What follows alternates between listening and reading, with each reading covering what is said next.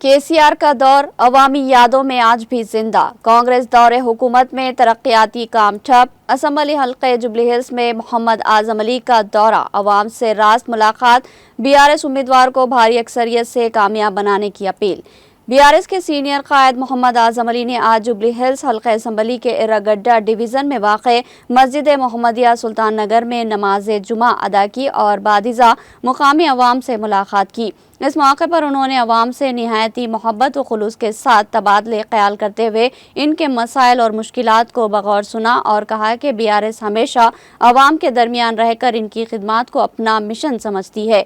Media से गुफ्तगू करते हुए मोहम्मद आजम अली ने कहा कि बीआरएस सरबराह जनाब के चंद्रशेखर राव और कारगुजार सदर के तारिक रामाराव की हिदायत पर उन्होंने ये दौरा किया ताकि अवाम की मुश्किलात को करीब से समझा जा सके। उन्होंने कहा कि बीआरएस का बुनियादी मकसद अवामी खिदमत है और इसी जज्बे के तहत वो हर गांव और बस्ती तक पहुंच रहे हैं। मोहम्मद आजम अली ने कांग्रेस हुकूमत पर शदीद तनकीद करते हुए कहा कि रियासत में कांग्रेस के बरसर इख्तिदार आते ही तरक्याती कामों का सिलसिला रुक गया। अवाम को जो सहूलतें केसीआर ने फराहम की थी, आज वो सहूलतें भी मुतासिर हो रही है। उन्होंने कहा कि जुबली हिल्स के साबिका बीआरएस रुकन असम्बली एम गोपीनाथ ने अवामी ज़रूरत को मद्देनजर रखते हुए एक शानदार फंक्शन हॉल की तामीर के लिए संग बुनियाद रखा था, लेकिन कांग्रेस हुकूमत ने इख्तिदार में आते ही इस मंसूबे को रोक दिया, जो कि अवामी मफादात के साथ सरासर नाइंसाफी है। उन्होंने मजीद कहा कि अवाम आज भी केसीआर के सुनहरे दौर को याद करती है। केसीआर ने न सिर्फ अवाम को विकार बख्शा बल्कि रियासत को तरक्की की नई राह पर गामजन किया, चाहे वो किसानों के मसाइल हो, तलबा के ख्वाब हो या गरीब अवाम की फलाही स्कीमें। केसीआर ने हर तबके के दिलों में अपना मुकाम बनाया।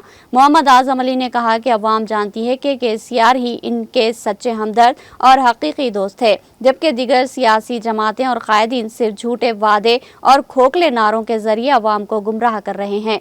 उन्होंने जुबली हिल्स के अवाम से पुरजोर अपील की कि वो ज़मीनी इंतखाबात में बीआरएस के उम्मीदवार को भारी अक्सरियत से कामयाब बनाएं ताकि एक बार फिर तरक्याती कामों का सिलसिला शुरू हो सके और अवामी खिदमत का कारवां आगे बढ़ सके। इस मौके पर एम.ए. मोहित खान, मोहम्मद ख्वाजा बदरुद्दीन, एम.ए. बासित, सैयद लायक अली, अरशद अली खान, एस.ए. कैसर, रहीमुल्लाह खान नियाजी, सैयद महबूब, मोहम्मद अफरोज, मोहम्मद यूसुफ, सत्तार गुलशनी और दिगर बीआरएस कायदीन भी मौजूद थे, जिन्होंने मोहम्मद आजम अली और रुफ़ा की शालपोशी और गुलपोशी करते हुए पुरजोश खैर मकदम किया।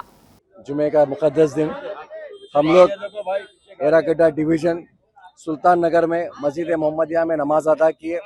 यहाँ के अवामी लोगों से मुलाकात की, केसीआर साहब की हिदायत पे, केटीआर साहब की हिदायत पे, और साथ ही साथ यहाँ के हमारे लोकल लीडर्स, हमारे शरीफ भाई साहब, हमारे जावेद भाई साहब और हमारे जो है ना रसूल भाई साहब, सैयद रसूल भाई साहब और काफ़ी जो है ना अफसर भाई साहब यहाँ पे, सलीम साहब, और साथ ही साथ टीआरएस के काफ़ी सीनियर लीडर्स यहाँ पे जो है ना, हमारे अकबर हुसैन साहब एक्स चेयरमैन साहब, अरशद भाई साहब, बदर भाई साहब, यूसुफ भाई साहब, सत्तार गुलशानी साहब, नियाजी साहब एक्स चेयरमैन, और साथ ही साथ जो है ना दिगर बदर भाई, काफ़ी लोग जो है यहाँ पे, काफ़ी लोगों की तादाद में हम लोगों ने यहाँ पे आज जुमे की नमाज अदा की, यहाँ के लोगों से मुलाकात की। यहाँ पर देखने पे ये मिल रहा है कि केसीआर साहब की हुकूमत में जो केसीआर साहब ने एक अहम इक़दाम उठाया कि था कि यहाँ पे एक शादी खाना बनवाने के लिए माकंडी गोपीनाथ साहब ने फाउंडेशन भी डाला था। केसीआर साहब ने जो काम को इक़दाम देने के लिए कोशिश की, लेकिन एक हालात ऐसे आ गए कि जैसे कांग्रेस ने हुकूमत में आया फौरी उस काम को रुकवा दिया।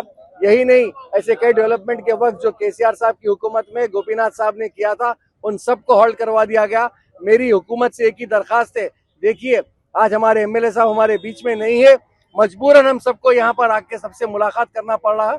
हम केटीआर साहब से जिस तरीके से हमको हिदायत मिल रही है, हम उस तरीके से काम कर रहे हैं। और साथ ही साथ मैं इस मीडिया के जरिए अवाम को ये बता देना चाहता हूँ, सिवाय केसीआर साहब के कोई आपका दोस्त नहीं है। ये लोग सिर्फ नाम के जो है ना वादे करते हैं कांग्रेस पार्टी, और साथ में हुकूमत में आते हैं वो सब वादे भूल जाते हैं। मेरी आप सबसे गुजारिश है कि आप आने वाले इंतखाबात में, क्योंकि हमारे एमएलए साहब हमारे बीच में नहीं है, जरूर इंतखाबात होंगे, उसमें बीआरएस को मजबूत कीजिए और साथ ही साथ केटीआर साहब के, केसीआर साहब के हाथ मजबूत कीजिए। और खासकर जो अवामी लीडर है, आज भी ये लोग परेशान है क्योंकि हमारे बीच एमएलए साहब नहीं होने की वजह से इन पर कई किस्म के जुल्म हो रहे हैं। मेरी आप तमाम इस मीडिया से सीएम साहब तक की इस बात की अपील है कि आप इंसाफ कीजिए और साथ ही साथ इस तरक्की के काम को फौरी अमल में लाइए जो गोपीनाथ साहब ने किया। साहब हमारा जो पहला जो है ये कैनवेसिंग नहीं है हमारी, बल्कि खासकर आप लोगों से मुलाकात थी, क्योंकि जुमे का दिन है। हम लोग यहाँ पर जुमे के दिन नमाज अदा करने आए, ये कैंपेनिंग के तौर पे नहीं आए, हम सबसे मुलाकात करने आए। जैसा भी कैंपेनिंग का दौर आएगा वो भी आप सबके सामने देखेंगे। देखिए, बीआरएस पार्टी का हकीकत में देखा गया तो आज के दौर में किसी से मुकाबला नहीं है, क्योंकि आवाम जान चुकी है बीआरएस के इख्तिदार के अंदर जो डेवलपमेंट एक्टिविटीज, जो डेवलपमेंट काम केसीआर साहब ने किया था, आज इस हुकूमत में आने के बाद सब ठप हो चुके हैं। तो हमारा किसी से कोई मुकाबला नहीं है। इंशाल्लाह आइंदा भी बीआरएस ही यहाँ पे उम्मीदवार जो भी रहेगा जीत के आएगी। देखिए, ये टिकट का फैसला करने वाले हमारे हाईकमान है। हमारा काम करना है, टिकट किसी को भी दिया जाए, हमारा काम उनको जिता के लाना है। अरे देखिए, लोगों की तकलीफ जब होंगी तो रेस्पॉन्स तो मिलेगा। लोग आज भी केसीआर साहब को याद कर रहे हैं, केटीआर साहब को याद कर रहे हैं। जो डेवलपमेंट एक्टिविटीज गोपीनाथ साहब के दौर में हुकूमत केसीआर साहब कर रही थी, उसको याद कर रहे हैं। हर किसी का बोलना यही है, हमारा नेता केसीआर थे, हमारे लीडर केसीआर थे, हमारे हमदर्द केसीआर थे, हमारे जो है ना रहबर केसीआर थे। इसीलिए आज सबके बीच में केसीआर साहब का ही नाम है।